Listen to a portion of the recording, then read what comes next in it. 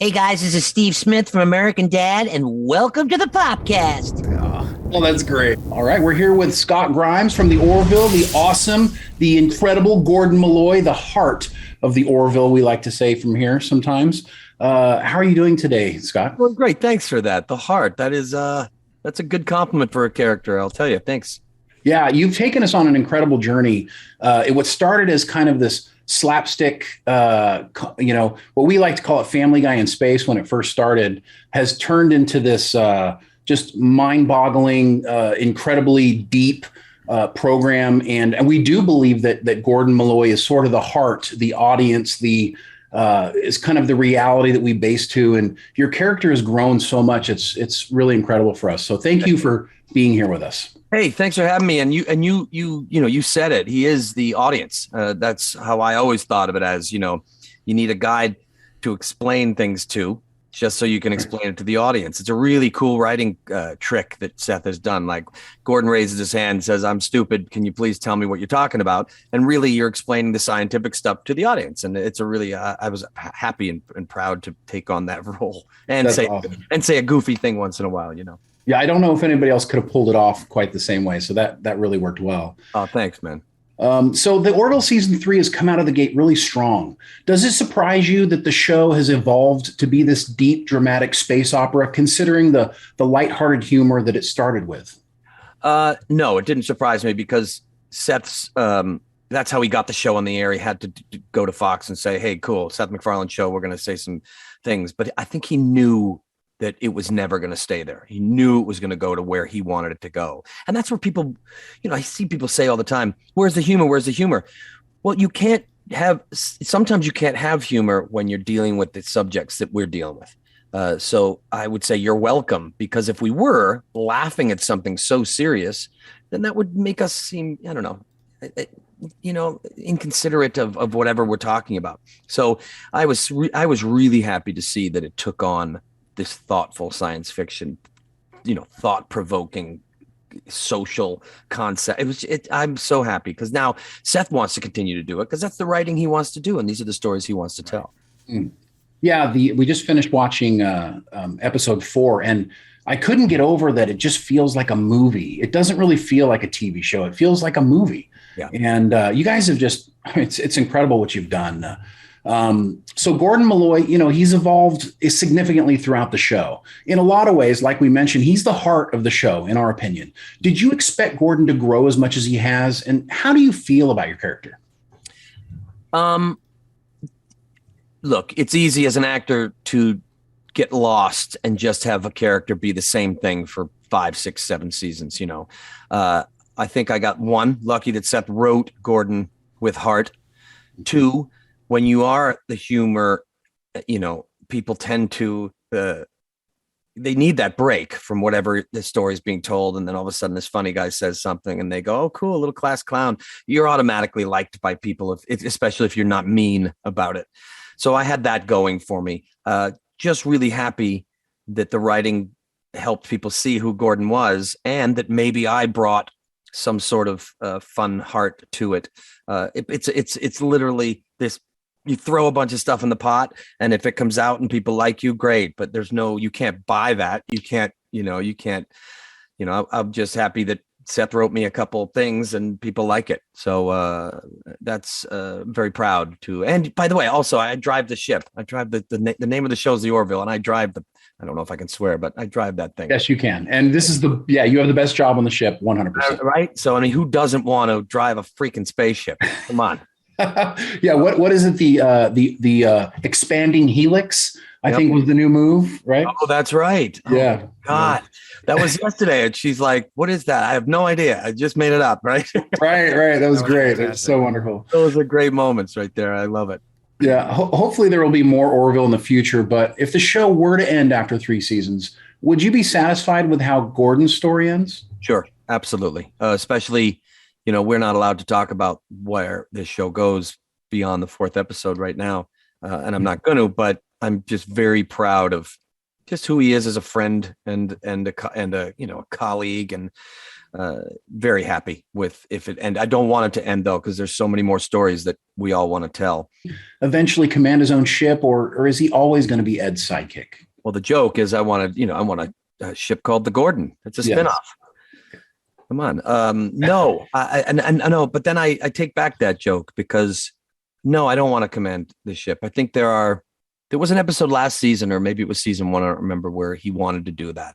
Mm-hmm. And it didn't go right. It didn't go well for him. He wasn't that decision maker, there's, you want your doctor to have to be, to have an A, not a C. So I think there are certain people that are supposed to do what they're supposed to do. And Gordon knows that. He has no desire to be powerful or have that. He knows he's needed at the one thing he's good at. And I'm happy to be a part of that. And again, there's already a captain. So there's a couple of them. That's true. I don't want, I want to do my own thing, but it was, there's a lot where he can do. I'd love the friendship of Ed and him to continue too, because that's kind of like the little sidekicky kind of thing that I like to portray. Yeah, I think that's how the show started out. And you can see as the show goes along, you get moments of that as it goes along. And it's always really heartwarming when you guys are together doing something. Yeah, you feel that Seth and I have been friends for probably 20 something years now. And you can't help but see the comfort of two people kind of acting together. So, right. It comes through, I think. Yeah. Our fans just love your voice. When will we get to hear some more of your sweet, sultry sound? I will say, wow, man, that was, I just got, that felt like you were flirting with me, and I liked it. A little bit. He was flirting with me. Yeah, good. Don't tell my wife. I will say this. I'm not allowed to say a lot about this season, but I will probably say I probably sing more in season 3 combined than I have combined in season 1 and 2, but just organically. We don't do it. Seth doesn't sit there and say, I want to write Scotty singing. It just happens a couple times in this season in a beautiful way. So you're gonna get to hear it pretty soon. I don't remember. Pretty soon. That's cool. Awesome. So who's a bigger legend you've worked with, Seth MacFarlane or Burt Reynolds? Well, as far as like work ethic and somebody's mind, I can say that Seth MacFarlane, there's nobody that matches him. He just, like, it's exhausting to watch how much he works. And I love it. I love to work with someone. It's a huge challenge. Burt, obviously, he's Burt Reynolds. I mean, I grew up with my favorite movie growing up. If you guys know, I mean, not a lot of people know the movie, is Hooper. Yes. So I've probably seen Hooper 30 times. The first time I saw a naked woman is in the movie Hooper. So that, I just remember, and I mean a naked, like, that's how young I was. I'd never seen even a picture. And there's a horrible scene in that where she pops out of a cake. Anyway, we can keep going here. I'm all right with that. That's how we all saw naked women back then. There was no internet. Yeah, right. Exactly. So, so I remember that movie, and Burt Reynolds. Yeah, I got to play his son. He was a nice enough guy. That's great. What is it like? You mentioned a little bit about Seth. What is it like working with him? He's such an incredible cemented foundation in Hollywood right now. What is it like working with him? If you're going to tell a fan, it is. You got to remember this. First of all, Seth can do or hears how you're supposed to. He can do everything you're doing. All your job is to make him happy. And I don't mean in the way, because he's the nicest guy on a set, but he knows how things should sound, especially being that kind of voiceover actor, and knows how things should look. And all your job is to get it to that place. And you know what I mean? Is to whatever graph he has in his mind, you want to get it there or better. And it's nothing like when you get it better and he goes, whoa, I didn't hear it that way. And that's cool. And he's just constantly working. He's a perfectionist, but not annoyingly. And the back and forth, like, he never makes you feel like, he always makes you feel like you can add something to it, and that, you can be a part of what's being made. And that's what's amazing, because you're not just going there and saying these lines that someone else wrote. You feel like you have some say in the process of this movie. And he's an amazing director and filmmaker, and loves the genre, just filmmaking in general. and we're just, we're very similar in friendships and what we like. And, we play this movie theme game all day long. The cast will probably tell you how annoying it is. And all we do is sit there and try to, get each other with what's this from? What TV theme is this? What movie theme is this? Mm-hmm. So we're kind of the same person. He's just if I could work with Seth for the rest of my life, which we're going to work together again coming up. Yes. I would, because when you find that comfort as an actor, and I'll shut up. This is the longest answer ever. What we do for a living you have to be comfortable or you're going to suck. And the more someone can make you comfortable, the better work you're going to do. That's in anything, by the way. That's in whatever job anybody has. But it's really not conducive in what we do because you have 100 people staring at you, and you're supposed to be funny right now in front of everybody, and you're like, oh my God, how can I be? Dance.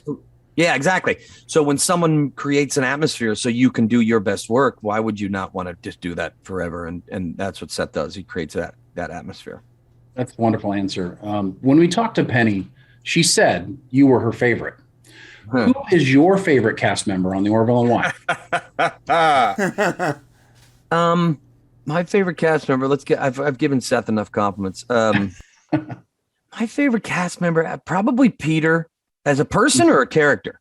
Oh, but let's do both. Oh God, I love Peter because he's the only one that you never know because he's wearing that prosthetic all day long. He can get in these moods. And when Peter's in a bad mood is when I'm like, yes. Poke. So that's my favorite. And he's also, to me, just one of the best actors on the show. Like what he brings to Bortus, people don't realize how difficult that is. And then second, as far as it's Isaac, is what Mark brings to that. Because I've put on that outfit and tried to pull off whatever he's doing as a faceless robot, basically, and he is spectacular. So him and Bortus, for as far as characters and acting, but everyone collectively as a cast is so much fun. We have too much fun. Like Jay Lee and I are best friends in the world, and I couldn't have done this without him because he's just he keeps my days going because he's a witty, fun guy to be around. Yeah, he seems really, really funny. You guys are all the sense we get from all these interviews that we're doing is that you all are like this. Just a real family. There's, there's a sense of real togetherness. Yeah. And, it gets tough. Working with Seth is also tough because he asks a lot of hours. So when you get into that hole late at night, you want to be with people like that want to understand where you're at, maybe leave you alone.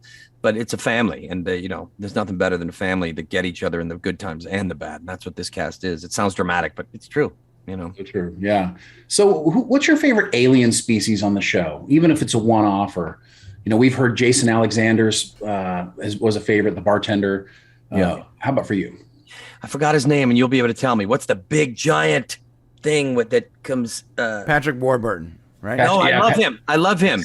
No, this is a creature that doesn't speak. It looks like a penis. Mocklin porn. Yeah.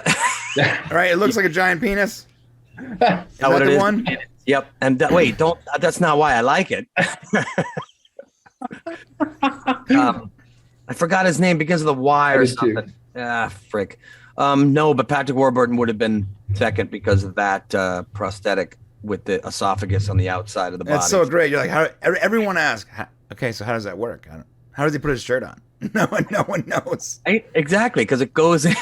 That's exactly right. You never know what's going to show up on the set every single day. It's spectacular. Howard Berger and the makeup department, just what they accomplish is something beyond what I understand. So, gentlemen, we have 30 seconds. Yep. Can I ask a quick question? Go ahead. Well, you actually voiced one of my favorite characters of all time, Steve Smith on American Dad. Steve Smith, that's right. Okay, that's what I want you to. Can you just I don't want to make you dance here, but can you just say, welcome to the Popcast as Steve Smith? Welcome to the Popcast, right? Yeah.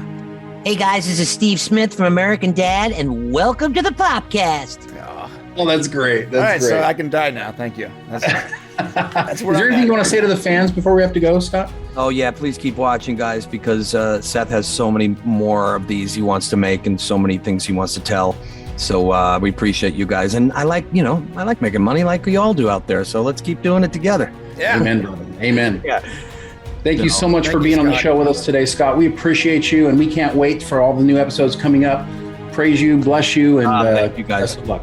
Hey, thanks for being fans, and thanks for promoting our show. We appreciate it a lot. Always. Thank you, sir. Thank you. Cheers, guys. Thanks. Take care. Hugging the donkey. Hugging the dog. You're awesome.